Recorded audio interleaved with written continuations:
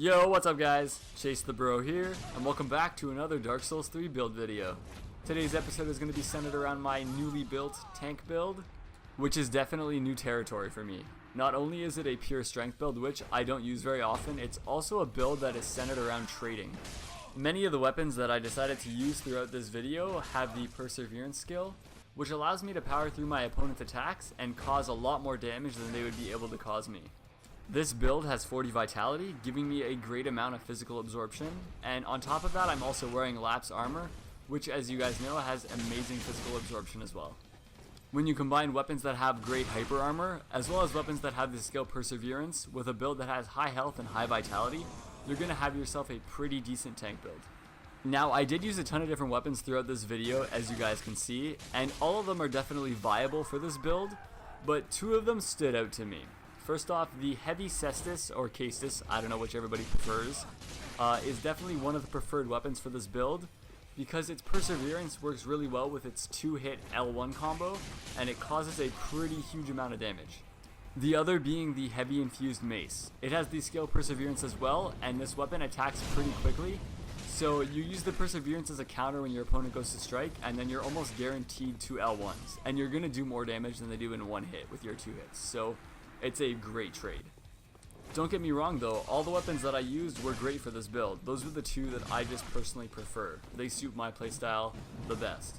Although I did enjoy using the Great Wooden Hammer because it does have an L2 R2 combo, so it does some pretty decent damage when you get it off. But I'm definitely going to have to recommend a weapon that has Perseverance. It's kind of the point of the build. You have high health, high vitality, high physical defense, and you're just made to trade. A couple friends have asked me as well if this build could be made viable with dexterity instead of strength, and sadly it doesn't perform as well, simply because upping dexterity doesn't up your physical defense like it does strength, so you'd be a little bit squishier if you were a pure dex instead of pure strength. Actually, a lot squishier. And the point of a high vitality build is kind of to trade, just because you know you're going to give more damage than you receive, and having a weapon with good hyper armor is kind of needed for good trading. Although I've never personally used a high vitality, high dexterity build, so I don't really know. Maybe I'll try that out for you. Who knows? It could be the next meta. No, it won't be. But in all seriousness, this build is pretty great. It helps me out knowing that when I'm using a slow strength weapon, that when I trade with my opponent, it's going to cause them much more damage than it causes me. And up until this point, I never really focused on weapons that had Perseverance as a skill. I didn't even know how amazing it is, and it is friggin' amazing, guys. If you haven't tried them out, I recommend all weapons with Perseverance. They're definitely great PvP weapons. Honestly, I think every weapon is great and can be used in PvP. Like, if you guys have any weapons that you think are completely crappy and you want me to try and make a build around, I'll even try that just to prove that every weapon can be used, as long as you know how to use it. That's the thing. Many people diss a weapon because they can't use it, and it just doesn't fit their playstyle, that's all. It doesn't mean it's a bad weapon, it just means that you personally don't play the correct way with that weapon. It's not suited for you. But enough about builds and weapons, guys. I'm going to bring you over to the stats. This way you can see exactly how I achieved what it is that I achieved. So like I said, it is a pure strength build, so you're going to hit the hard cap with strength, which is 66. Giving you an AR of 668 with the Smaug's Great Hammer that I'm holding. Although I do use a ton of different weapons, so I'm going to show you the AR with all of them. But for now, just bear with me. Other than the strength, you have 40 vitality. I thought that was enough. You could go even higher if you need, but with all the rings that I was wearing and the armor and weapon that I was holding, I didn't need any more vitality. I actually never even reached the 70% weight ratio, so 40 was pretty good for me.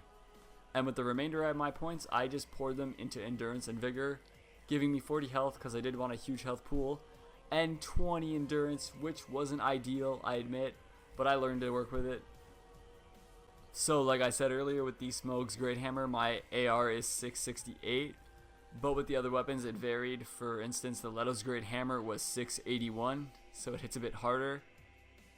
With the Heavy Wooden Hammer, it was 513, but it does have a combo, so keep that in mind.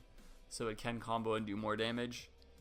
One of the other weapons that I like to use a lot was the Heavy Mace, which had an AR of 500, but with the Perseverance, you're guaranteed 2 R1s, and it does pretty decent damage when you get 2 hits.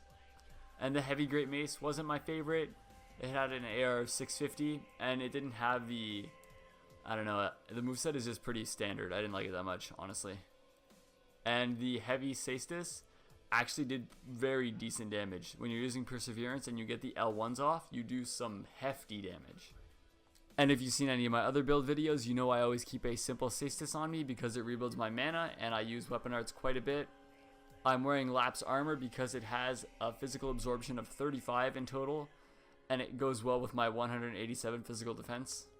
I'm wearing the Life Ring +3 because it raises my health.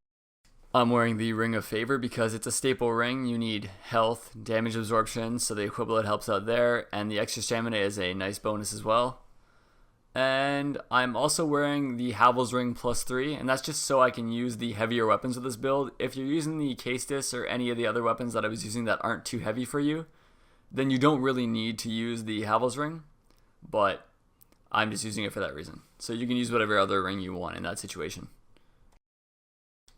And I also keep a buff on me for the weapons that can actually be buffed. I just keep a Pale Pine Resin on me. It adds magic damage, so it's a nice add.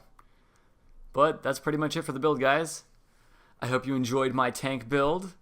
I'm trying to curate as many builds for you guys as I can. And if you enjoyed the video, then like the video. It really helps my channel out. And if you're just tuning in now, subscribe for some more Dark Souls 3 content. There's always a ton on the way. And thanks, guys. As always, thank you for watching. Chase the Bro out.